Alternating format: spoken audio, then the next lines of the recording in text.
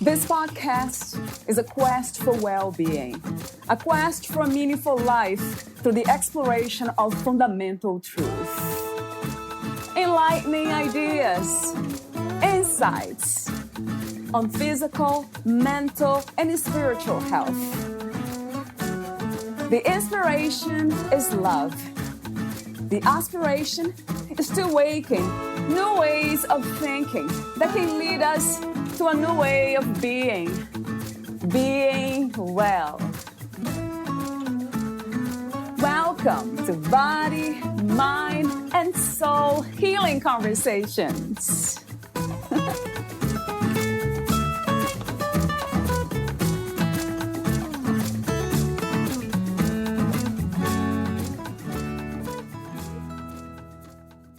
We can reshape our attitude towards mental health issues, break the stigma that surrounds mental illness, and give everyday people practical skills to help them navigate society. There are many false notions surrounding therapy. People think it won't help them and often believe it is only for crazy people. Therapy is an art just as much as it is a science, a dance between the two. Seeing a therapist simply means you have an unbiased person in your life to help you as you proceed on your journey, a professional clinician sitting with you and assisting you along your healing path. Prioritizing mental health has never been more important than it is today. You can connect with yourself and start working on some area of your mental health because you matter. This is Caitlyn's vision and mission. Valeria interviews Caitlin Connelly. She is the author of Healing is Messy AF, a workbook about investing in yourself and addressing your mental health. Winner of numerous awards, including Woman of Achievement 2022, Global Icon 2022, Young Professional of the Year 2021, Brains Magazine 500 Globalist 2021, Shero 2021, and Woman of Vision and Courage 2012 to 2013. Caitlin Connelly is a licensed professional counselor, LPC, and holds degrees in history and women's studies, gender and women's studies, and counseling, community and mental health. As a psychotherapist, she specializes in trauma and PTSD, domestic violence, sexual abuse, anxiety, depression, and self-esteem. Kaitlyn is direct, solution-focused, and passionate about removing barriers to getting individuals and families the services they need. In addition to her private practice, Kaitlyn is proactively involved with many mental health services and outreach programs. Her podcast, Tea Time with the Psychos, aims to break the stigma surrounding mental illness. Kaitlyn has also written her first book titled Healing is Messy AF.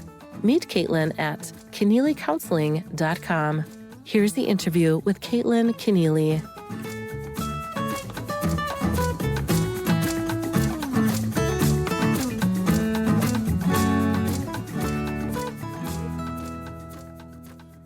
In your own words, who is Caitlin Connelly?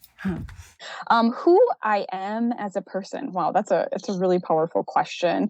Who I want to show up as is I try to be as authentic as possible. I try to show up as myself.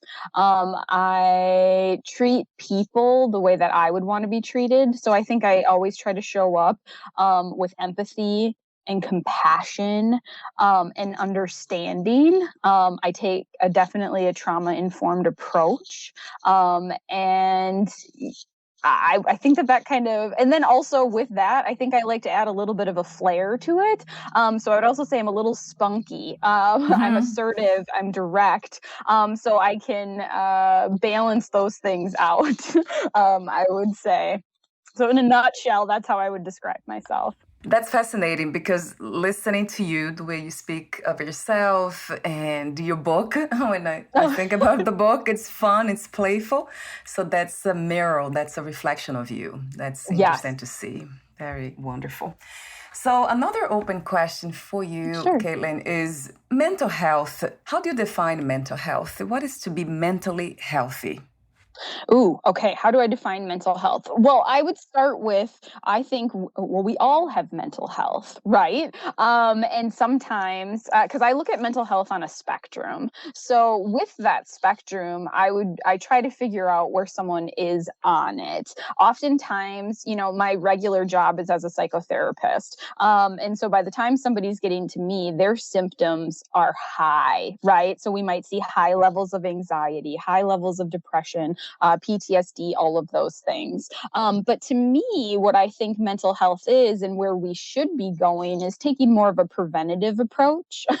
um, and actually healing the whole person. So whether that's through physical health, emotional, psychological, and all of those different things, because there's so many different components that make up mental health. And we all have areas that we're doing well in, and then we all have areas that we could improve upon. So to me, mental health is seen on a spectrum.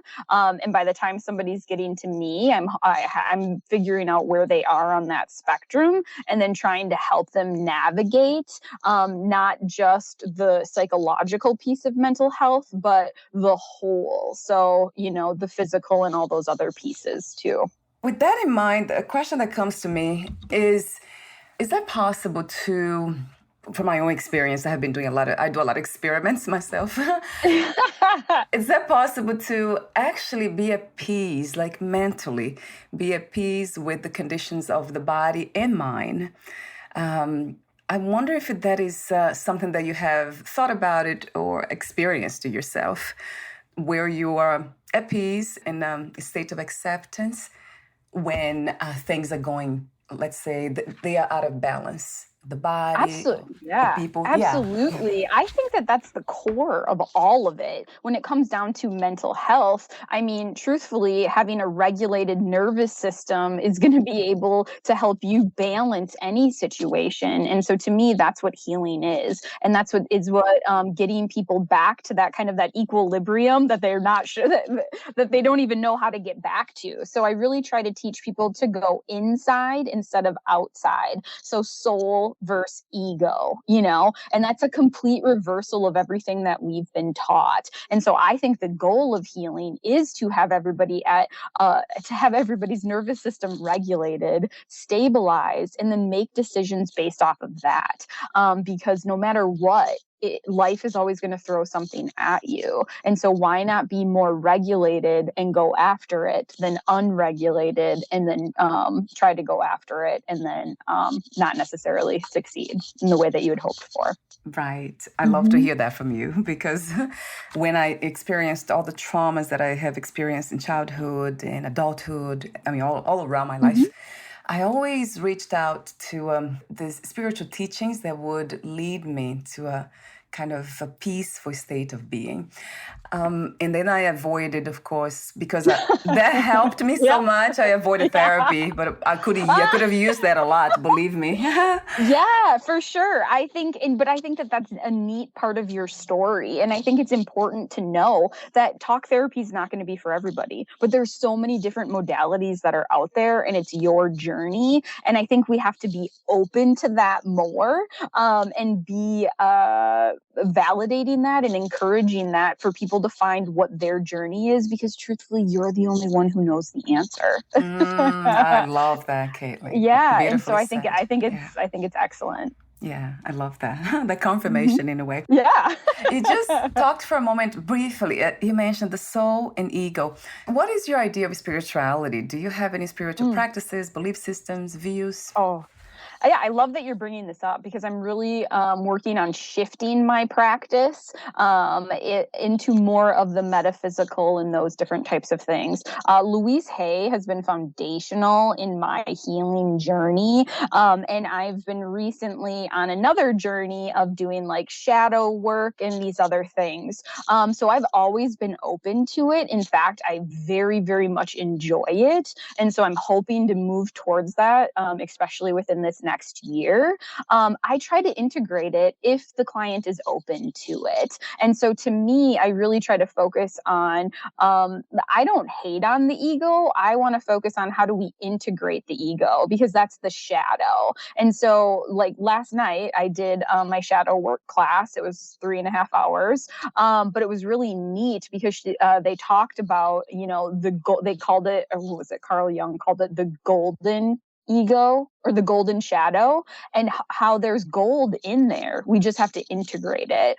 So, when people are coming to me, I'm really trying to figure out, okay, well, that seems like you're searching for something outside of you. What can we search for inside, right? Because that would be soul. And then how do we integrate what's out there? And people can really grasp that concept when you break it down in that way. It feels like this is the beginning of this era of merging science and spirituality. Oh, I love it. Right? I have seen that so much more now. I talk to a lot of therapists and scientists, and when I mention these spiritual teachings that I have learned, they all agree. We all come to the same conclusion in a way, if there is one, the same message, like universal message.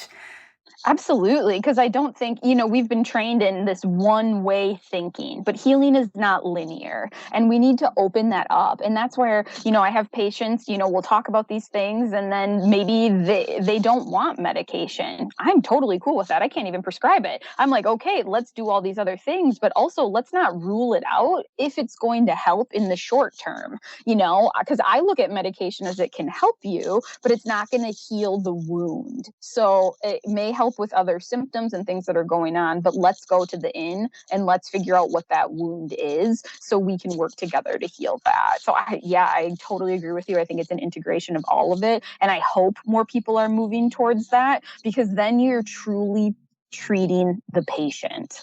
And that's what we took an oath to do, that, right? We took an oath to do no harm. And so to me, I think it's really imperative that we are able to have a spectrum of opportunities for patients and see what fits them, and not tell them what fits them. Yes, wow, I love that, Kaitlyn. What a Mm-hmm. beautiful approach and way of thinking, Mm-hmm. coming from you, the scientist of the mind.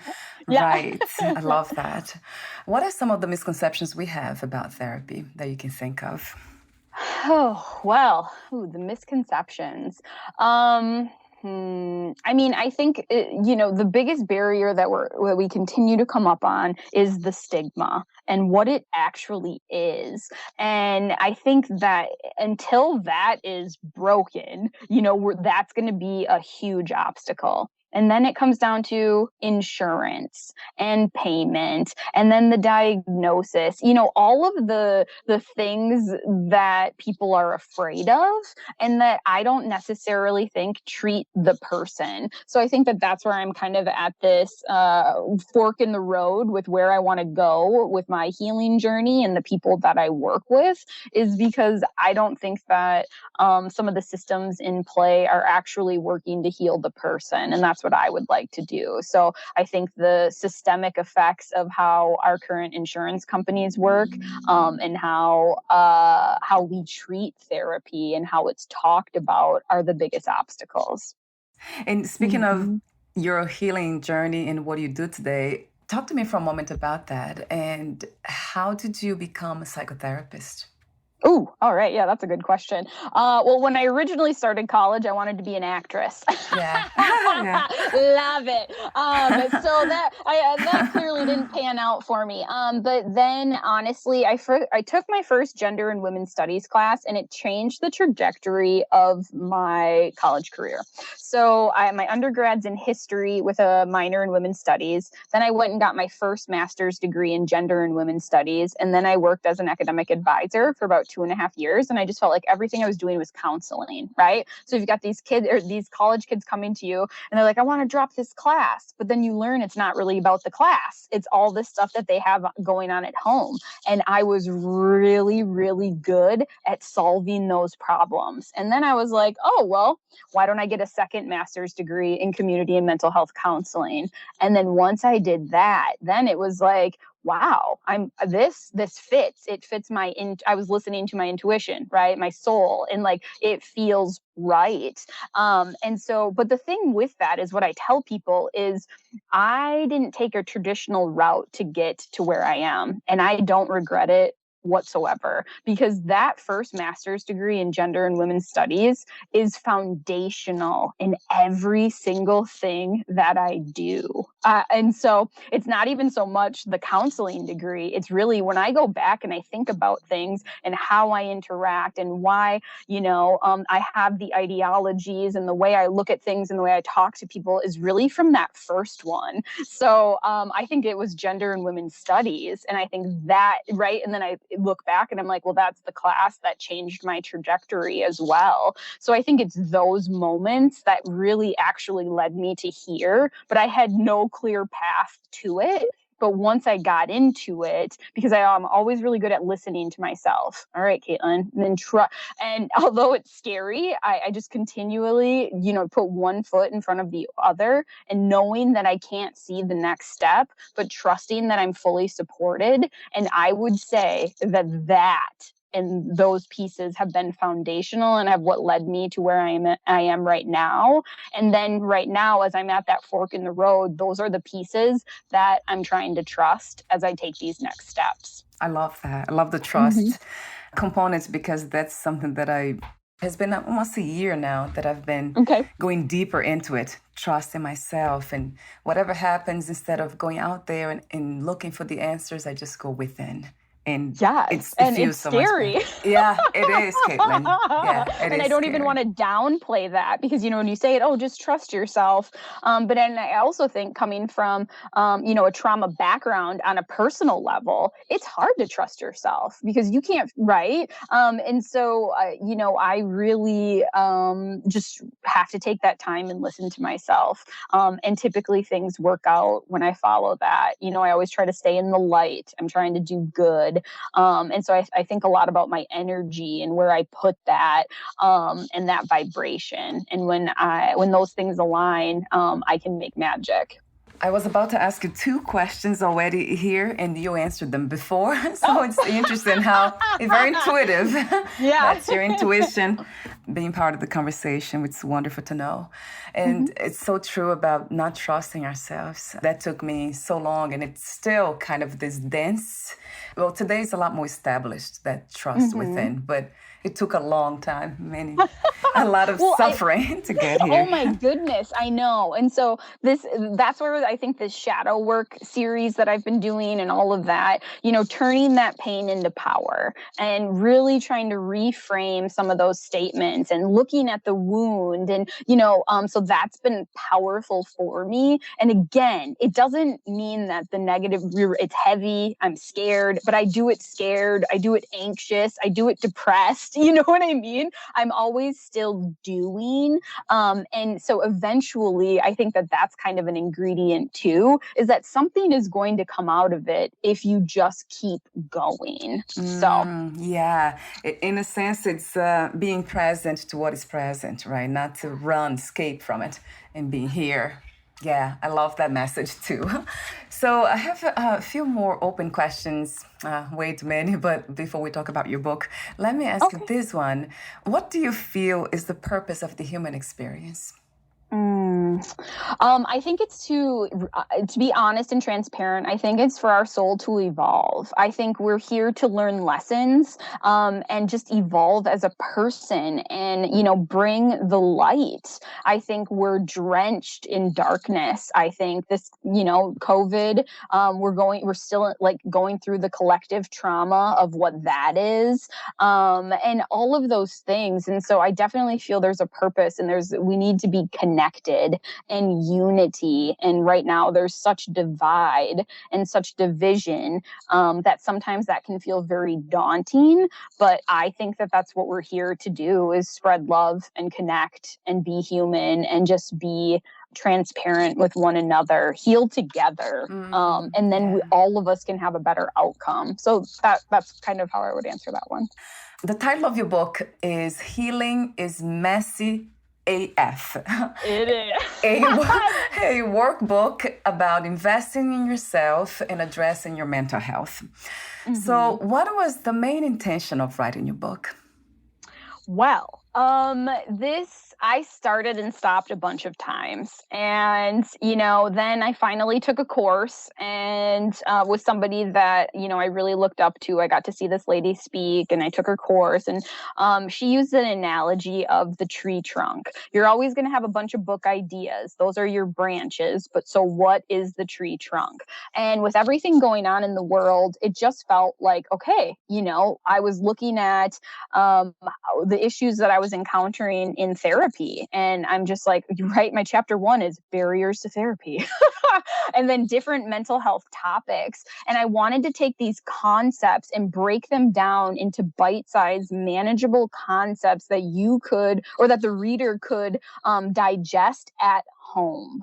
And the reason I think that's important is because, again, in order to break the stigma, we have to make therapy appealing and manageable and bite size, right? Like people come into my office and they don't cognitive behavioral therapy. They're not trained in that. They just want to know how I can give them tools to be effective, right? So I just, when I originally wrote the workbook, it didn't have any of me in it. And then I thought, you know what, that's not being authentic to myself. And I don't think that that's fair to the reader. So that's why I wanted to just a little bit, because I didn't want to make it about me, but like put in a little bit of my personal story, my clinical story, and then put patient story in there. And then it really molded together and it came alive and I just felt good about it. And to me, this is my first book, my first workbook, I should say. And this is the appetizer, because each chapter of that workbook, I'm going to turn into a book. Does that make sense? So I started with the tree trunk because I'm very visual. So that's what I did. But then moving forward, I'm going to nourish the branches, which are those chapters, and then create off of that. So that was kind of the intent behind it. And that's what I went with. Yeah, it's beautiful. As I said, off record. Thank you. Thank you. It's truly beautiful to see human beings doing this work of healing themselves and healing others. As you said, healing collectively, just coming together with the intention to grow, because what else is we are here to do? It doesn't make sense to me to just go through cycles of suffering and pain. We need to stop absolutely. And then how many times I hear the same stories over and over. And that's why each chapter is the chapter that it is because that's what I'm talking about. That's what I'm dealing with. And the more we can put that out there, that you're not alone. Look, I'm a part of it, right? I've had those same experiences. I'm just sitting in a different seat now, but that doesn't make me any better than anybody else. And in fact, it makes us all connected even further. And so that's my hope, or that's kind of another intention behind the book, is to realize that we are all in this together, no matter what seat we're sitting at. Right. That's another powerful message to be reminded of and to know. You also host a podcast called Tea Time with the Cypress. That's funny the way you say that. Talk to me about that, the podcast. Okay, yes, absolutely. So Liz is one of my really good friends on a personal level. And then on a professional level, we work with each other. She loved podcasts. And she was like, Kaitlyn, I want to make one with you. I'm like, okay, sounds good. So I wasn't really into them. And it just was something. We like to drink tea together. And then I get frustrated, like people will I used to get frustrated, I would say, because people would just say, oh, well, you're a psycho, because a psychotherapist. And I was like, well, that's rude. And so I thought, how can I flip the script on that? And I was like, well, what about tea time with the psychos? So now I took a negative and kind of turned it into a positive, and people love it. So we talk about different mental health issues and other fun things. So it's really cool. I didn't think anybody would listen. Like, I'm serious. I was like, okay, but people listen. And we've gotten so many referrals and all these different things. And it's also really enhanced my practice in the sense that, I can tell somebody like, okay, session is about to end here, but hey, Liz and I have a podcast on this. Your homework would be to listen to that if you can do that. And then we can come back and process the next time around. So it's actually helped in a lot of different arenas that I had no idea it would, because I truthfully didn't think anybody would listen. So, so that's truthfully how it started and what it has evolved into. And it's been great because we've reached so many different audiences, and we get to have fun kind of doing it. I also think like a lot of times in our life, like how often do you kind of get to work with like your best friend and make effective changes, heal people? So it's sort of this beautiful combination of a time in our life that I have no idea how long that will last. So I like to hold on to that. I keep going back to, it's not leaving me the message of turning pain into power, as you said. I have heard turning pain into purpose, which is another P. But that is so true, because that's what true power is, isn't it, Kaitlyn? Yeah, absolutely. And I'm very into like Harry Potter and all those other fun things like that. And when I think back and I'm like, why do I find this stuff magical, or why do I like it? And the things that I'm doing, it's because and why I'm so empathetic and why the approach that I take is because I've been on the other side of it. And I think honestly, I show up as the person that I wish I would have had show up for me. And so because I know what it feels like, although most of the time I wish I didn't. I try to, if you alchemize the energy instead of fighting the energy, you can utilize it. And so that's what I try to do. And you know what? A lot of the time I'm really good at it. Some of the time I'm not. And, sometimes I'm bad at it, but that's okay too, because it's just kind of going back to it. And I think another piece with the pain into power is for a really long time, I let the pain rule me. I allowed it to take over to the point of where, I was suicidal. I didn't even want to live. I briefly talk about that in the book. I was turning to drugs and alcohol. I didn't see a way out. And I think I know that piece of me and that girl in me, she's still there, but it scares the crap out of me now. So I had to go all the way down and I almost didn't make it out. And so now I just want to make it out, and I don't want to be defined by pain. I want to turn it into something that's powerful. And you did, and you are doing exactly that. Yeah, hopefully. I'm trying. You are doing it. You're passing that on, which is that's a new legacy. We need that to end the legacy of trauma, collective trauma, personal trauma, to just perpetuate human experience. That's so beautiful to see. You say in your book, understanding trauma is imperative to understanding yourself and others. How do we learn those who have learned already to understand, to know what trauma is by studying the symptoms, by going within and doing the healing work? How do we learn to pass that on to people, our family members, who still believe that all the pain that they are holding on to that came from trauma is just the way they are? It's just how it's supposed to be. I love the question. And I think a lot of us struggle with that. And what I'm going to say is the best thing you can do is lead by example, because we know we can't change anybody. In fact, the only person we can change is ourselves. And so to me, when you are out there embodying and living that healing and not being defined by it, people are going to be right. The light is going to upset the dark. But eventually, once they know that you're genuine enough, right? Like once they maybe feel like they want some of that, when they're ready, guess who they're going to come to, because they've seen it. So to me, that's what I always try to remember, because trust me, I want to save right? Like truthfully, I'm like in the field of, working with people to make them healthier and all of these things. And so I want nothing but the best for them. But I can't tell you that how many times I've had to learn, and I'm still learning, I can't want it more than them. that you can only lead them and guide them and teach them. And then you're going to have to trust that they're going to be able to utilize the tools.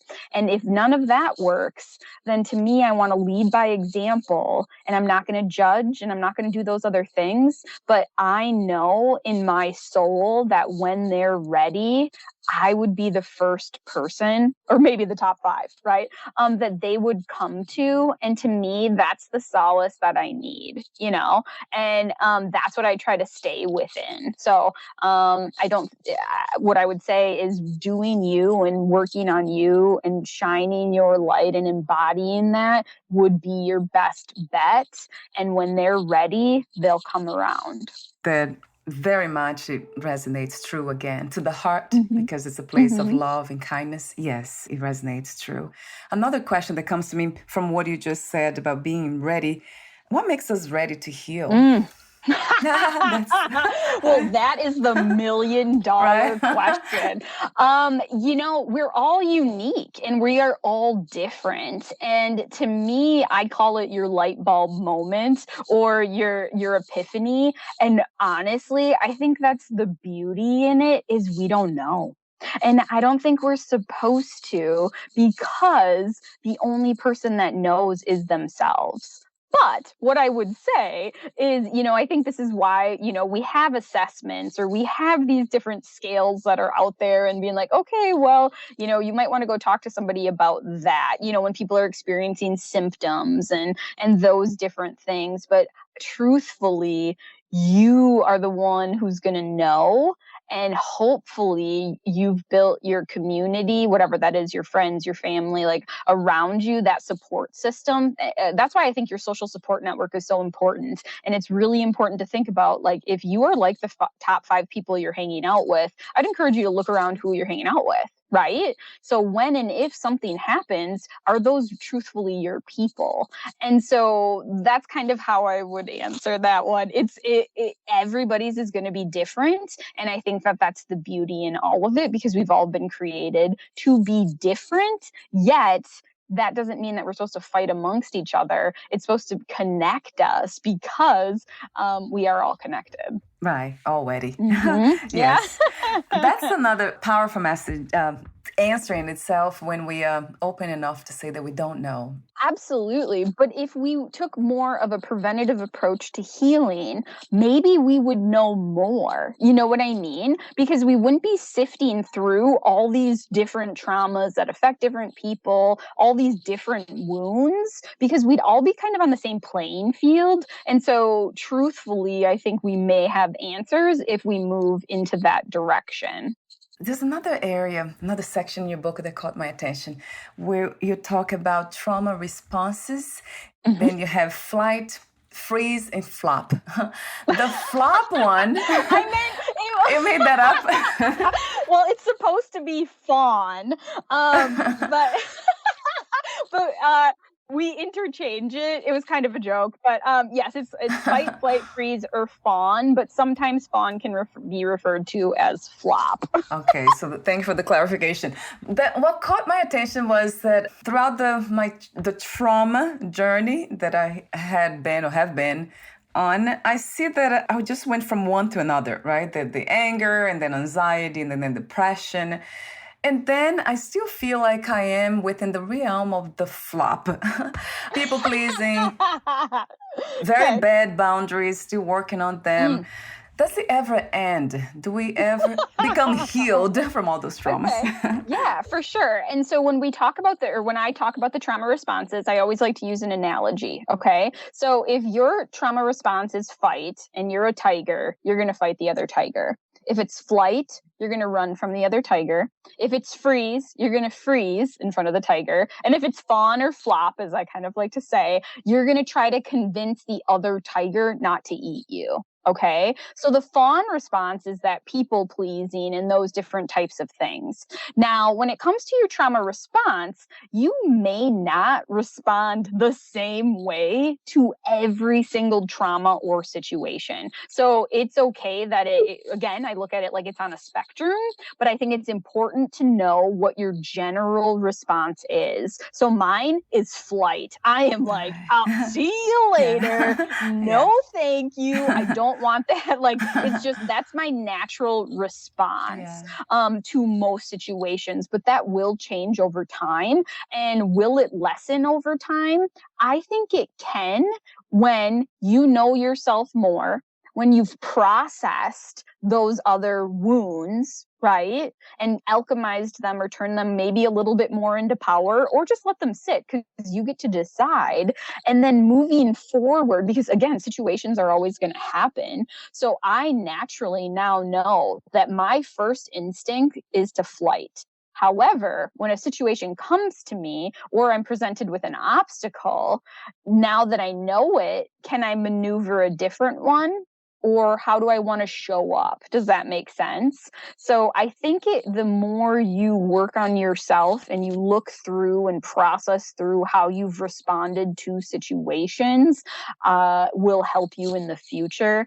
But also, I think that these responses are a protection mechanism, right? And so I think they're going to be there, and on some level, maybe a little needed, since we live in such a trauma-filled environment. And so until that lessens, we're going to need these things. Now, if we can move more to a preventative approach and it's less, I would say I would hope that they would go away, because they wouldn't be needed. Does that make sense? Yes, it does. I love that. So defense mechanisms are created. It's a defense mechanism against something that is happening, and sometimes needed, but not in the way that our culture and what we currently live in has perpetuated. Wow, that's very refreshing to hear in a sad way, perhaps, right? That we is still responding to trauma because we need to, in a way, coming from survival mechanism, right? Absolutely. Like, that's the reptilian part of your brain. That's the different part of your brain. That's not the one that we're supposed to be operating on all of the time, right? So if we can reduce some of those pieces, I think some of these responses would ultimately diminish, or they wouldn't be as activated as often. I know you gave a whole chapter to anxiety, and you mentioned that it's because that's a very common disorder. So talk to me for a moment about anxiety, and why do we fall for it? In a sense, that's a flight response. It seems like that's the biggest one for most of us. In my case, it's the flop one, the phone. People pleasing, saying no. I like it. It has been that one. That response is very common. So it is common too. Okay, good. Good to know. all the time. So I hear that one a lot. So you're definitely not alone in that. Okay, that's good. Anxiety, of course, has been one of my. It's a big one too. Just this worry and anxious about everything. I love the sections in your book about anxiety, because you talk about the symptoms, anxiety management, and also what triggers anxiety. Yeah. So I love the breathing technique you have there because it's one that I use all the time. I love breathing exercise. Good. I know people forget about breathing. I'm like, okay. So when it comes to anxiety, that's something that I personally have struggled with for a lifetime, it feels like. And a lot of people that I deal with, obviously, because then I specialize in it. So I hear about it a lot. And I, again, try not to get caught up on labels. I like to say, it sounds like these are symptoms of anxiety, right? These are symptoms of depression, or looking at the label as just an umbrella. Okay, that falls under that anxiety umbrella, but let's look at your symptoms and let's go from there. I mean, truthfully, if we were living in a healthy environment, I don't think we would be this anxious. So I think, the symptoms and the disorder, if you will say, comes from not feeling safe and not feeling in control. And why is that? And it's often been because environments that we've been in haven't been conducive for our nervous system, right? So remember, trauma is anything that dysregulates your nervous system. That's the thing I want to teach people. And so think about that as adults now, how many times our nervous system becomes unregulated. But now let's go even further back. How many times, looking back, if you grew up in a traumatic environment, how often your nervous system was dysregulated?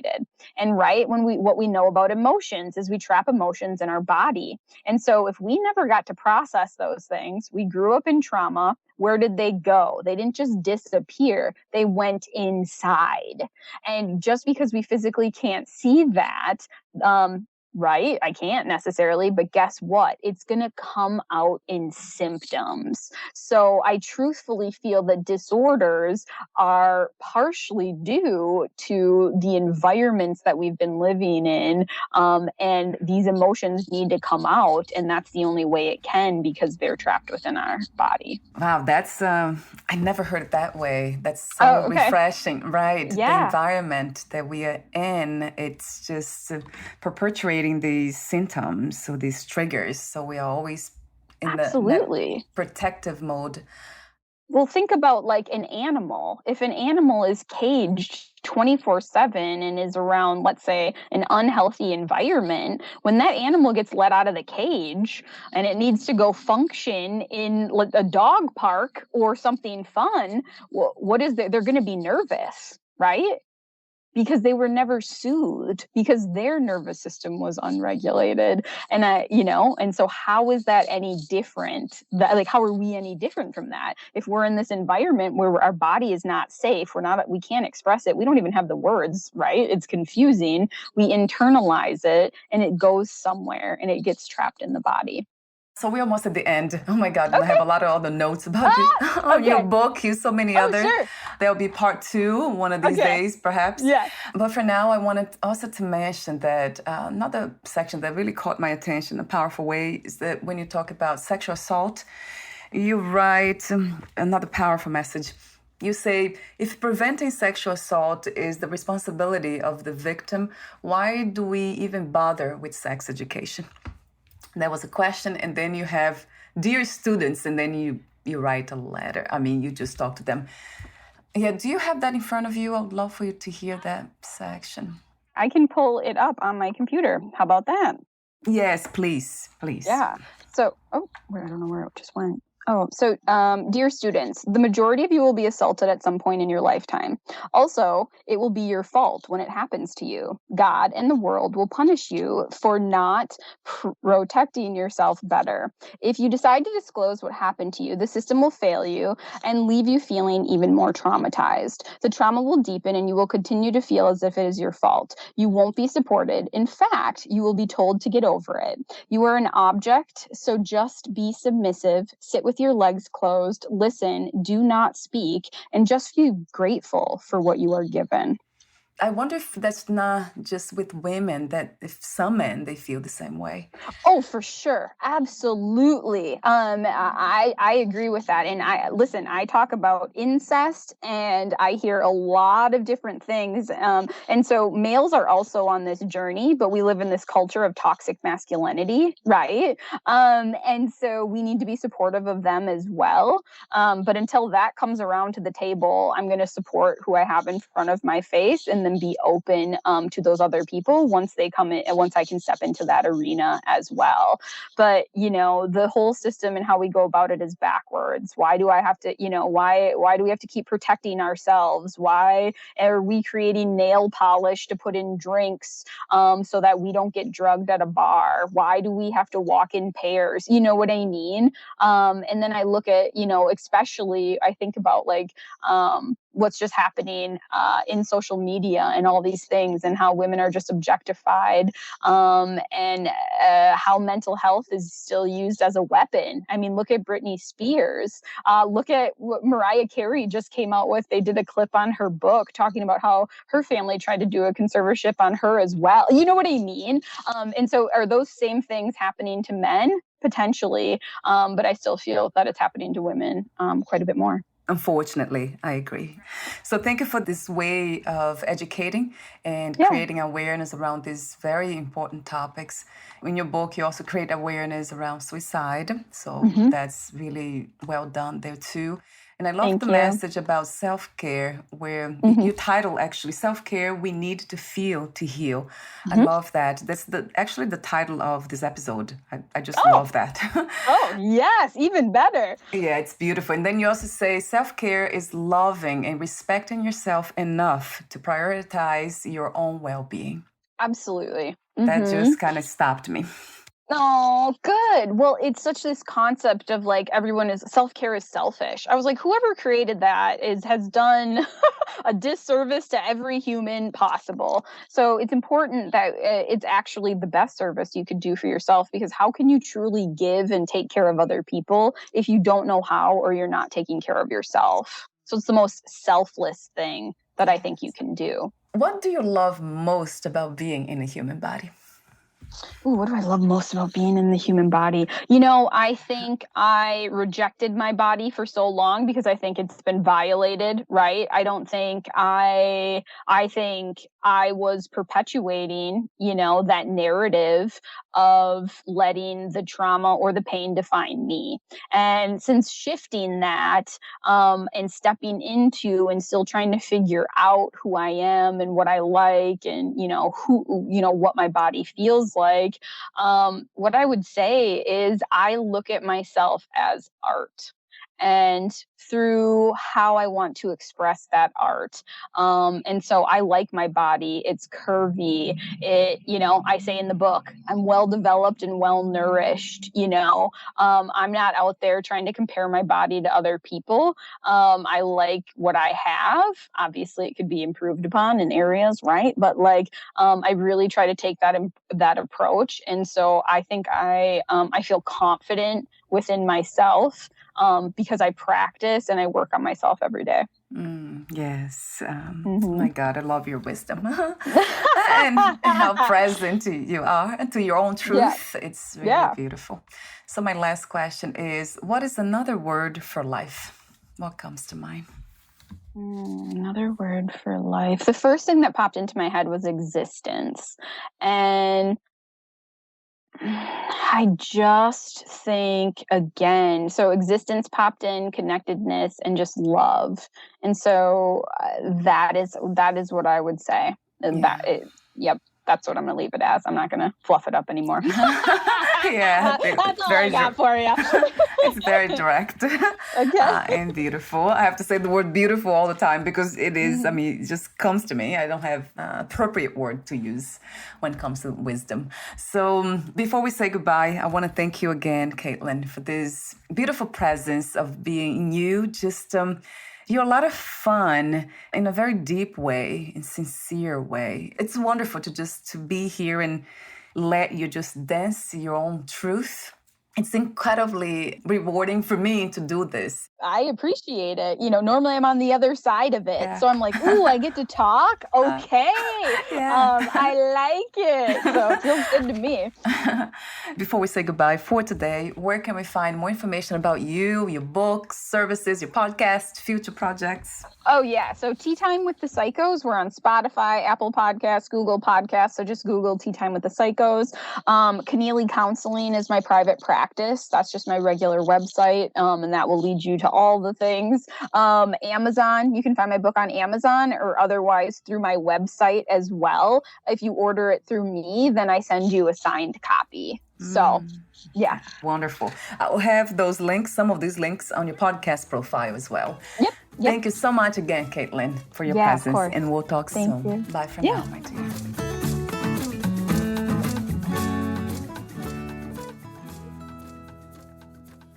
Thank you for listening. To learn more about Caitlin Connelly and her work, please visit connellycounseling.com.